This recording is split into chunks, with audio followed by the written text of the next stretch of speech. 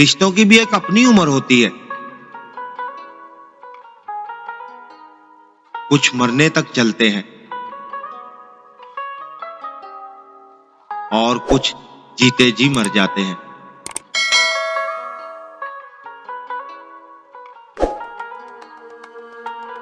मंजिल का लालच देकर हर वक्त सफर में रखती है।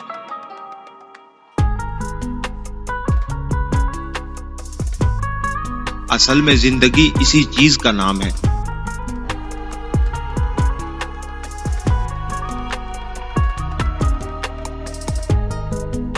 मुश्किलों से लड़ना नहीं, बल्कि संभल कर गुजरना सीखो, वरना आपकी शख्सियत तबाह हो जाएगी।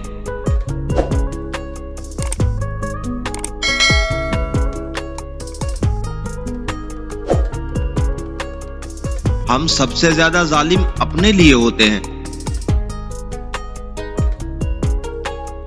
हम किसी के लिए वो भी कर जाते हैं जो हमारी इज्जत नफ्स के खिलाफ होता है।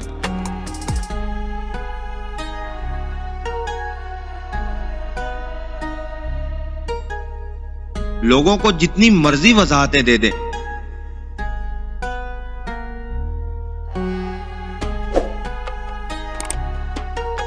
जिनके दिल में बुग़्ज़ हो वो आपको कभी भी नहीं समझ सकते।